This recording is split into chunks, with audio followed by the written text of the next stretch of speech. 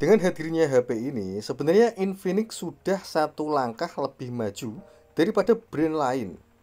Sebagai perbandingan beberapa HP yang menggunakan chipset yang sama, Dimensity 8200, itu ada Oppo Reno 11 Pro 5G yang dibanderol seharga 7 jutaan.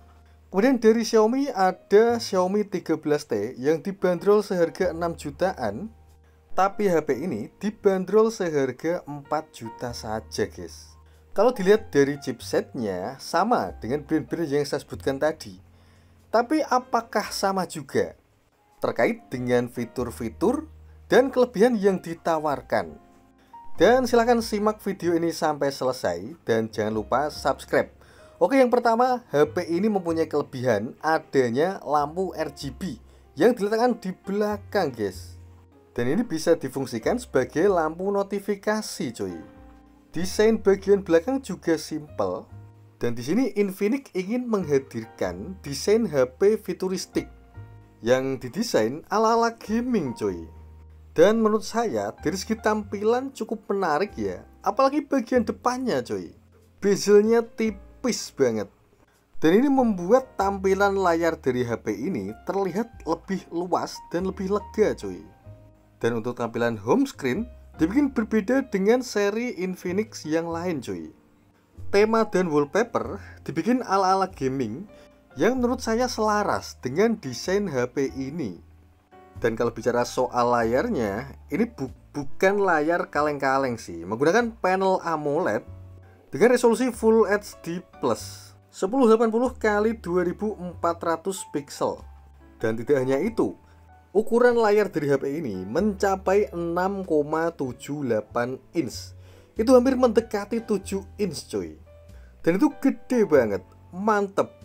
Dan karena hal itu, bobot dari HP ini hampir sekitar 200 gram.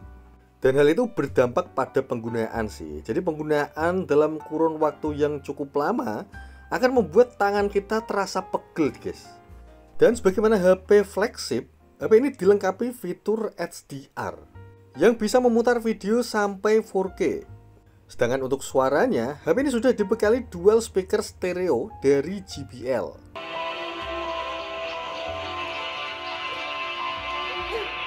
Dan tidak sampai situ, HP ini juga dilengkapi refresh rate yang bisa sampai 144 Hz. Dan tentu saja hal itu akan mengkonsumsi lebih banyak daya ya. Baterai jadi lebih boros. Untungnya HP ini dilengkapi pengecasan yang sampai 45 watt. Tapi untuk penggunaan sehari-hari, saya sering menggunakan mode 60 Hz. Alasannya cukup simpel, agar baterainya lebih awet. Oke, lalu bagaimana dengan performanya? Langsung saja saya katakan bahwasanya ini salah satu HP yang panas kalau menurut saya. Suhu akan cepat meningkat saat kita bermain game dan recording video. Tapi jangan salah guys, biarpun suhunya naik, tapi performanya tidak turun. Dan ini yang bikin saya suka dari HP ini. Untuk sekali dua kali nggak masalah lah, tapi untuk jangka panjang, saya sangat tidak menyarankan hal ini. Karena suhu yang meningkat bisa membakar komponen-komponen yang ada di dalam HP, sehingga sangat mungkin terjadi kasus matot atau mati total. Paling aman saat ngegame usahakan pakai cooler. Ya fungsinya agar lebih nyaman lah saat main game. Untuk RAM dan penyimpanan standar lah ya. RAM-nya 8GB, sedangkan penyimpanan sebesar 256 GB coy.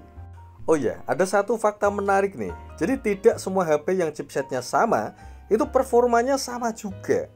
Contohnya HP ini, Infinix dengan chipset Dimensity 8200 dengan brand yang saya sebutkan tadi, Oppo Reno 11 Pro 5G dengan chipset yang sama. Performa dari Oppo sedikit lebih enak dan lancar dalam buka tutup aplikasi atau multitasking. Bagi kalian yang pernah menggunakan keduanya, pasti merasakan perbedaannya. Termasuk saya guys. Kalian tahu faktornya apa? Ya betul, UI-nya atau user interface-nya. UI-nya Infinix itu berat guys. Jadi biarpun dibekali dengan chipset yang cukup gahar, tapi performanya belum bisa sebaik-baik UI brand-brand besar. Ya, semoga kedepannya Transsion Holding bisa membuat UI yang lebih smooth lah. Minimal seperti HyperOS-nya Xiaomi. Oke, sekarang kita beralih ke sektor kameranya. Sayangnya HP ini tidak ada lensa ultra wide-nya. Saya juga heran, kenapa sih Infinix itu sangat anti dengan lensa ultra wide? Hampir semua serinya, seri entry maupun mid range tidak dibekali fitur lensa ultra wide. Termasuk HP ini tidak ada lensa ultra wide-nya, jadi hanya ada 3 buah lensa, yaitu lensa utama, lensa makro, dan juga deep sensor. Dan hasilnya juga sama, hampir semua seri Infinix itu hasilnya terlalu oversaturasi. Tapi entah kenapa justru saya lebih suka hasil yang seperti ini. Kalau kalian gimana guys? Lebih suka hasil natural seperti iPhone atau hasil yang oversaturasi seperti ini? Dan untuk perekaman videonya bisa merekam di angka 1080 60 fps dengan mode stabil. Sedangkan ini menggunakan mode 30 fps. Gimana menurut kalian? Ada perbedaan nggak? Sedangkan untuk hasil perekaman kamera depan ya kira-kira seperti inilah. Ini saya set di 60 fps Full HD 1080. Gambarnya sih cukup stabil ya, tapi saya kurang suka di tone warnanya.